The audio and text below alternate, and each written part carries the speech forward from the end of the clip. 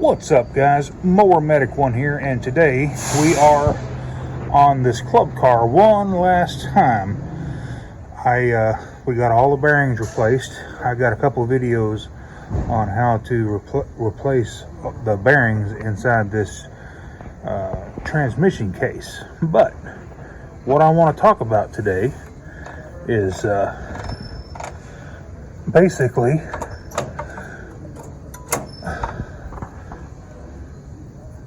neutral.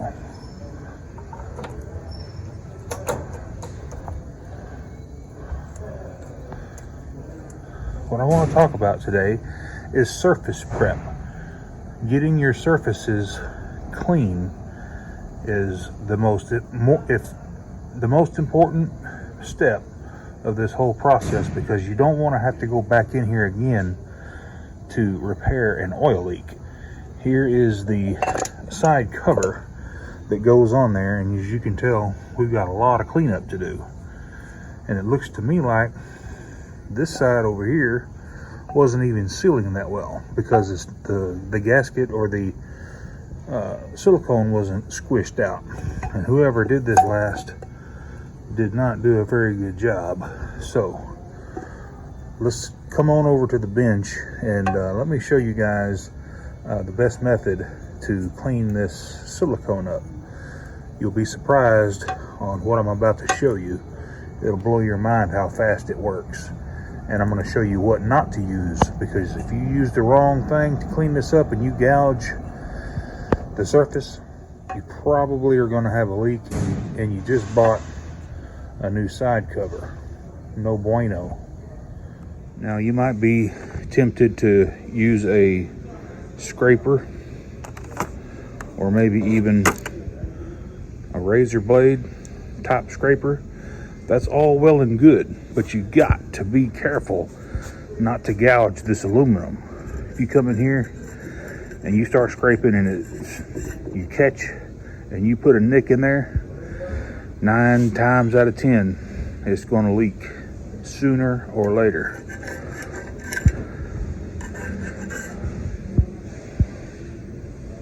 What I like to use is the purple SCOTCH BRITE, type very fine. You can get this on Amazon. Just about any auto parts store or engine rebuilder is going to have SCOTCH BRITE pads. What you're going to do is you're just going to cut it. Just cut you a piece off.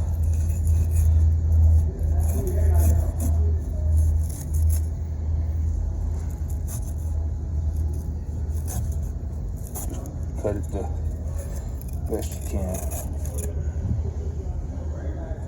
And you can fold it over so it'll be more manageable. But watch this.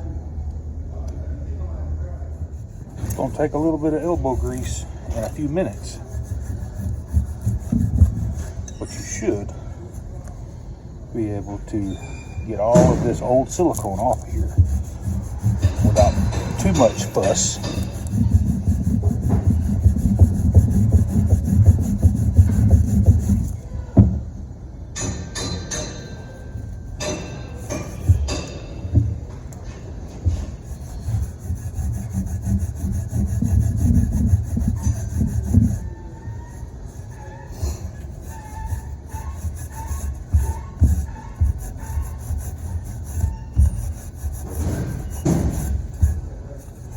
Anyway, you get the idea. You just go all the way around.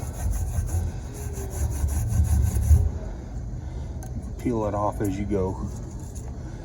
And once the silicone embeds into the surface, you can just take it and flip it, and you got 2 more sides.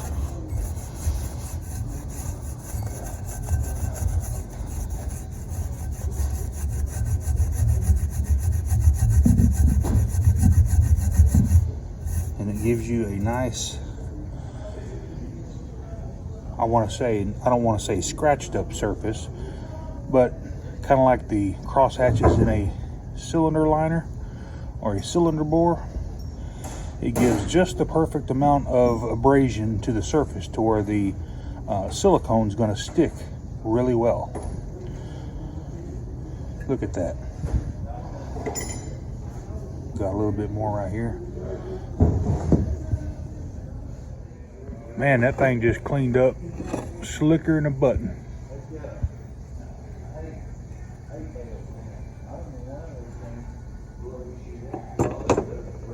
This little plug of silicone right here is just where you would go in with your screwdriver to pop this case.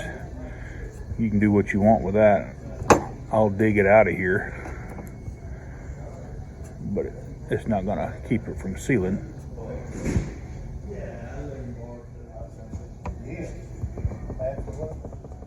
Now when you go to apply your RTV, the spec on this, it just says high quality, high temperature RTV. So what I'm going to use is the Durco from Steel. This stuff absolutely works great, and it gives you enough time to apply it and then get your parts together. What you don't want to do, you don't want to goop this stuff on. You just want to put just a fine 1/8 inch bead all the way around the surface. And so let's go ahead and get that done.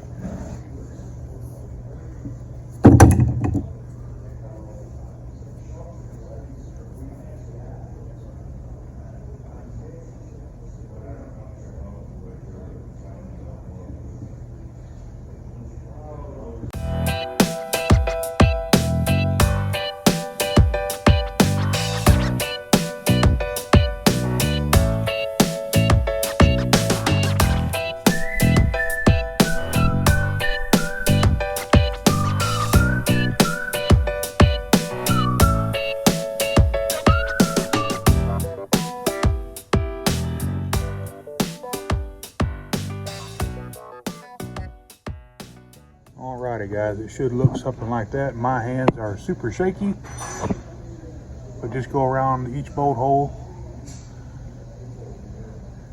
and let's go install it.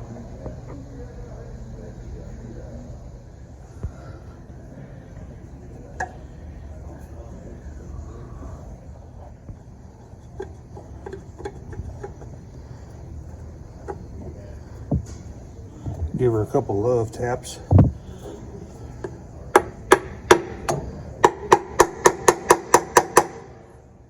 Okay, so we've got the side cover on.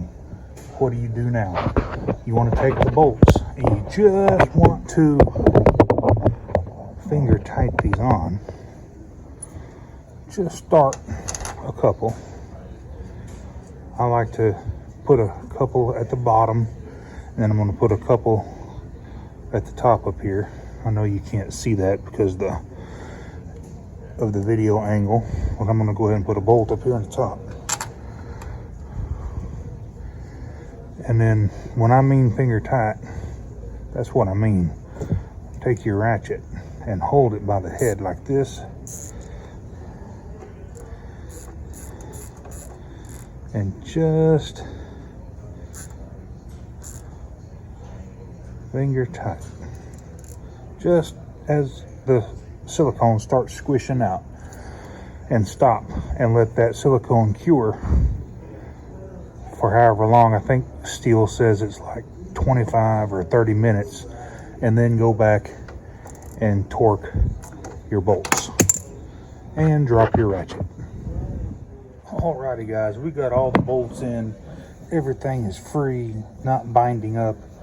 If you ever tighten the bolts on an assembly and they feel squishy as you tighten them up, then you know without a shadow of a doubt that you got something misaligned or something. If you force that, you could crack that aluminum housing. The only thing left to do is just basically put the other axle shaft in. It's straightforward. It's just 6 screws, 6 or 7 bolts, and then you attach it back to the leaf spring.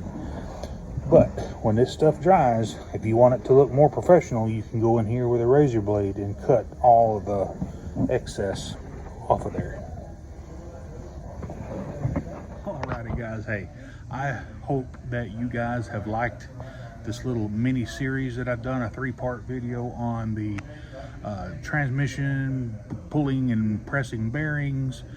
I want to get that out there to you guys, and I hope that it did. And if you like this content, give me a thumbs up and smash that subscribe button. And while you're there doing that, go ahead and click that bell so that you get all of my new videos. Y'all have a good rest of your day. Mower Medic War.